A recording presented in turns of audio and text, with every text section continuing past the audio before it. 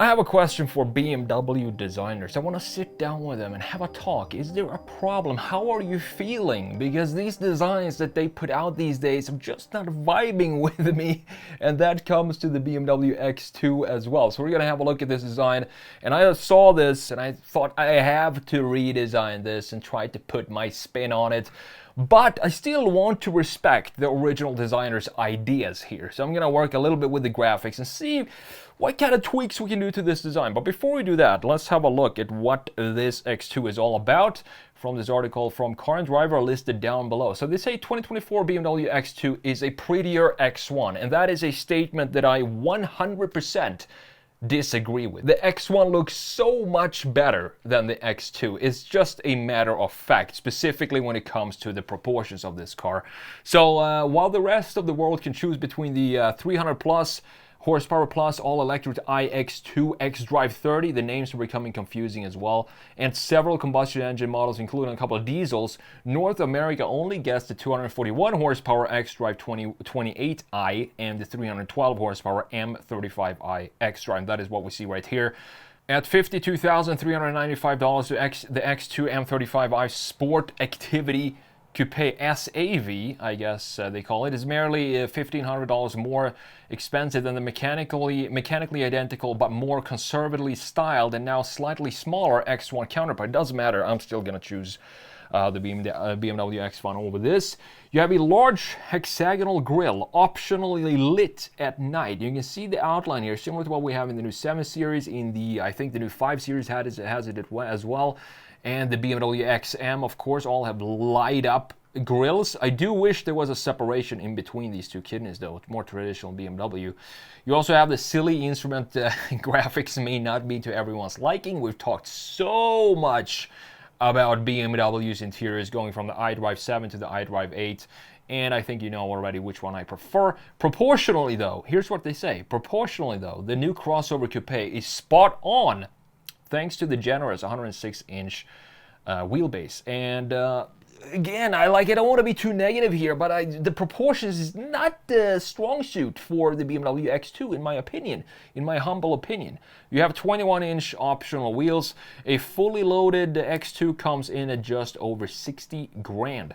The X2 has a current BMW diorama dashboard with this large curved display in the middle, with the infotainment screen here, the gauge cluster right behind the wheel. At least they put some effort. You can look at this. The designers actually did something with the shape here. We have a curvature or a corner right here on the end parts of the infotainment screen, instead of having it be just a static box on the dash.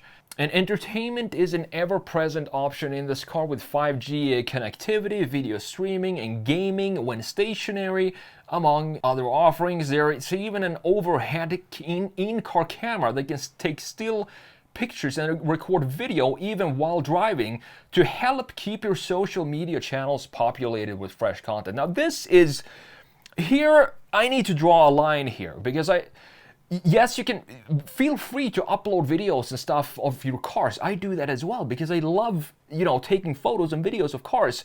But don't make that a part of the car itself. Have those two be completely separate. The car is a car. The video stuff, the cameras, is a completely different part. Don't mesh them in one single product like we have here. Now, again, we're starting to become more consumer electronics, and the cars are just not just cars anymore. They're supposed to be all of these different things combined into one, and it just becomes way too much. However, there is one thing I do like when it comes to technology of new cars.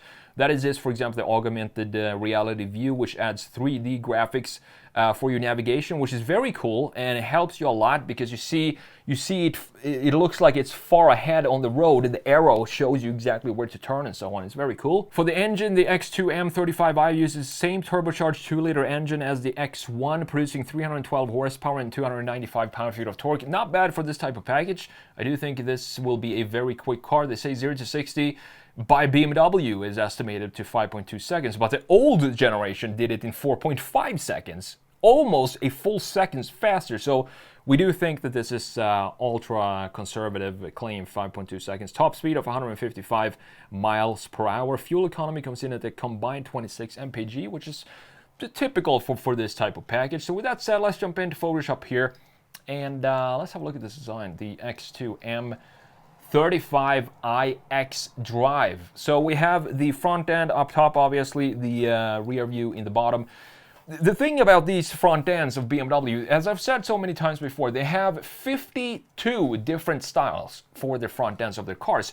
There is no red line through the entire design philosophy of BMW right now, because every single car they put out looks very different from anything else they put out before. Maybe they're starting to narrow that down a little bit, but I'm not sure if the direction that they're actually narrowing it down to is the right approach. Look at these headlights, just how massive they are.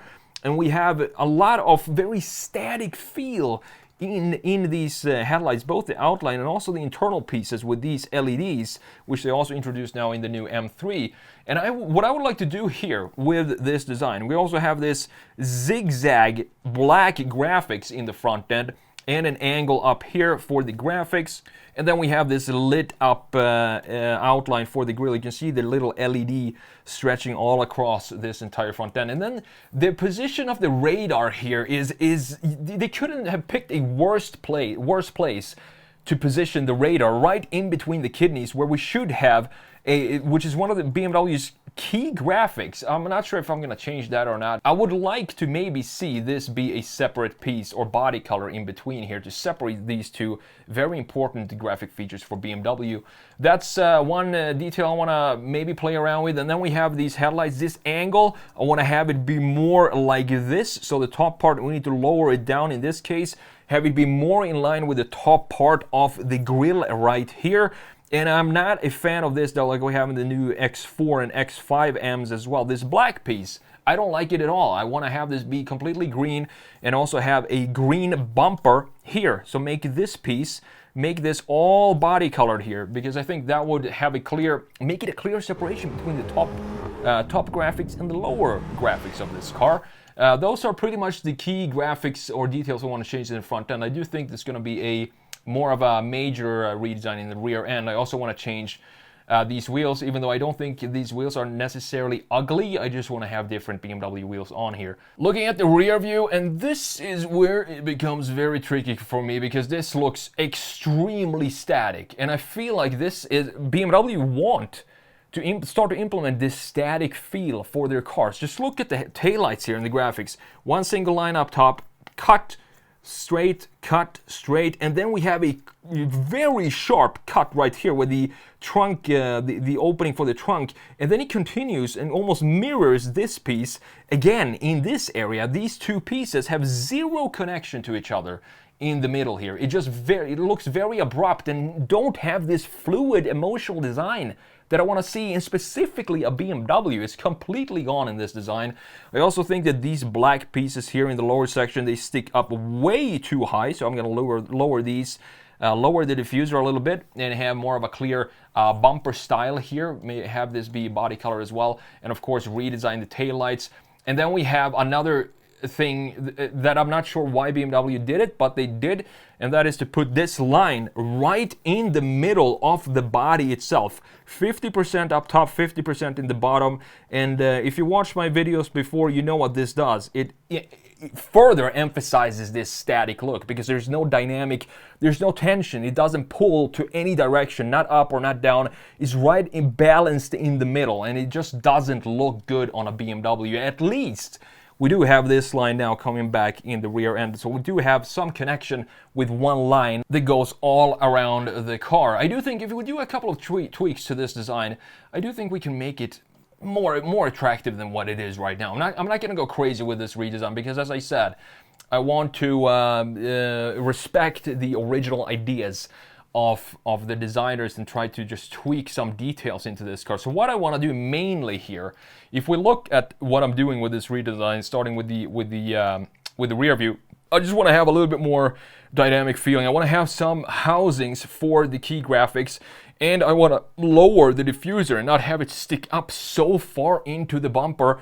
And also have, as I said, these taillights, you have it's almost like you duplicated the internal pieces, which sits inside of the tailgate itself, duplicated that piece of the taillight and just copy-pasted it placed it on the other side of the cut line.